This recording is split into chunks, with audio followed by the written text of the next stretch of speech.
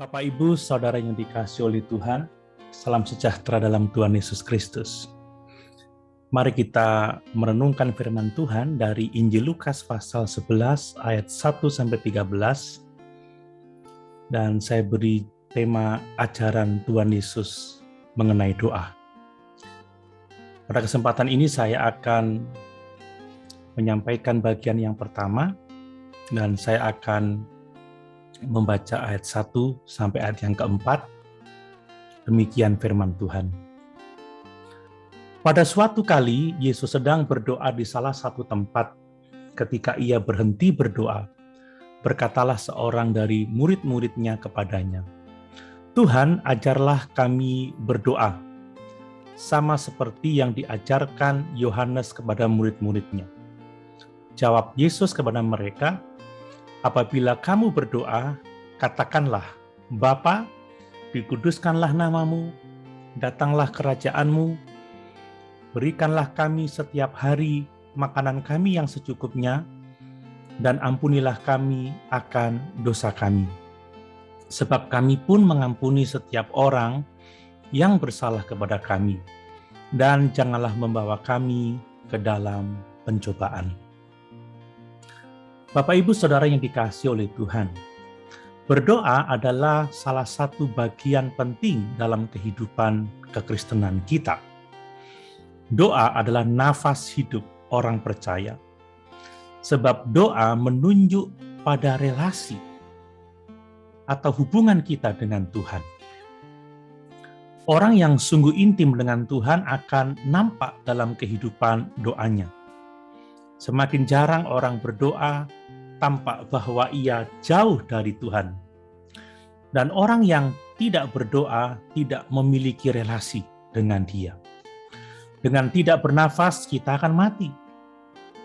Dan dengan tidak berdoa, menunjukkan bahwa kita juga mati rohani, dalam pengertian terpisah dari Allah. Tuhan Yesus memberikan teladan dalam berdoa. Rasul Paulus menyatakan, tetaplah berdoa. Berdoalah setiap waktu dalam roh. Nah, apakah kita adalah orang-orang yang suka berdoa? Apakah kita telah berdoa dengan benar? Mari kita memperhatikan ayat-ayat renungan kita ini. Yang pertama-tama, perhatikan mengenai susunan doa yang diajarkan oleh Tuhan Yesus. Tuhan Yesus memulai dengan memuji Tuhan, baru kemudian membuat permintaan-permintaan. Apa yang dapat kita pelajari dari kebenaran ini? Bahwa kita harus memuji Tuhan terlebih dahulu.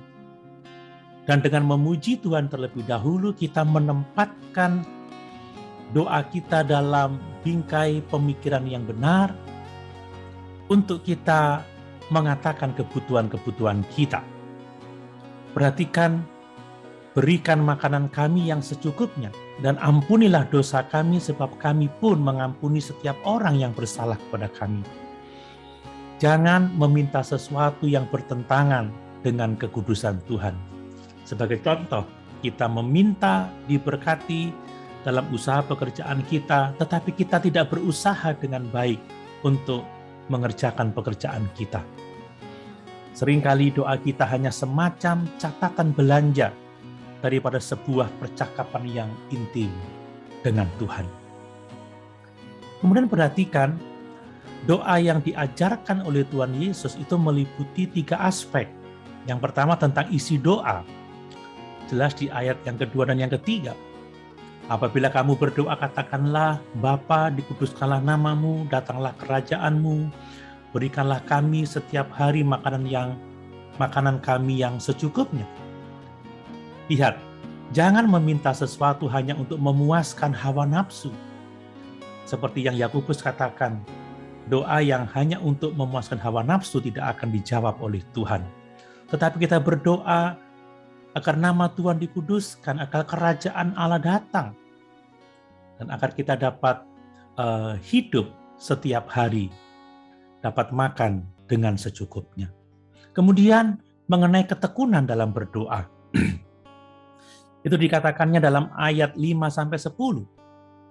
Perhatikan, Yesus berkata, jika seorang di antara kamu pada tengah malam pergi ke rumah seorang sahabatnya dan berkata kepadanya, "Saudara, pinjamkanlah kepadaku 3 roti, sebab seorang sahabatku yang sedang berada dalam perjalanan singgah ke rumahku dan aku tidak mempunyai apa-apa untuk dihidangkan kepadanya."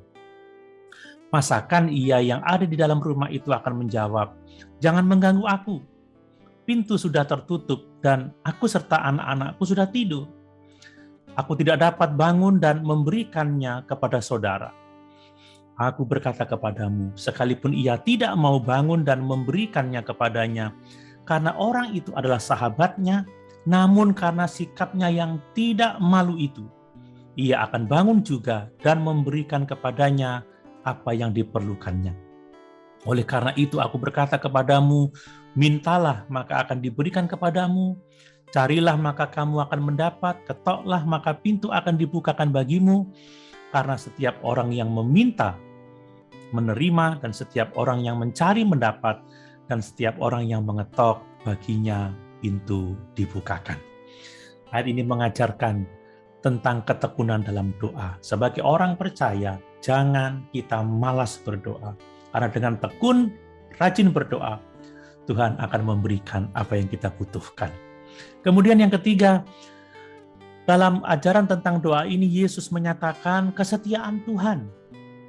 Ya, jelas di ayat 11 sampai ayat yang ke-13. Ya. Yesus berkata demikian. Ayat yang ke-11 dan ayat yang ke-13. Bapa manakah di antara kamu, jika anaknya minta ikan daripadanya, akan memberikan ular kepada anaknya itu ganti ikan? Atau jika ia minta telur, akan memberikan kepadanya kalajengking? Jadi jika kamu yang jahat tahu memberi pemberian yang baik kepada anak-anakmu, apalagi Bapamu yang di sorga, ia akan memberikan Roh Kudus kepada mereka yang meminta kepadanya. Luar biasa, Allah itu setia. Dan itulah sebabnya kita harus berdoa dengan iman bahwa Allah akan memberikan yang terbaik untuk kita. Rasul Paulus dalam Filipi pasal yang keempat, jika kita berdoa dengan iman, berdoa dengan keyakinan bahwa Allah akan menjawab doa kita, dan berdoa dengan ucapan syukur, maka akan melahirkan damai sejahtera bagi kita. Ingat, Allah itu setia, dan Ia akan memberikan yang terbaik bagi kita. Dan yang paling utama, Dia memberikan Roh Kudus kepada mereka yang meminta kepadanya. Bapak, Ibu, Saudara yang dikasihi oleh Tuhan, mari kita berdoa dengan tekun dan dengan iman, sebab Tuhan setia dan akan mengabulkan setiap doa yang sesuai dengan kehendak-Nya. Haleluya! Tuhan Yesus memberkati.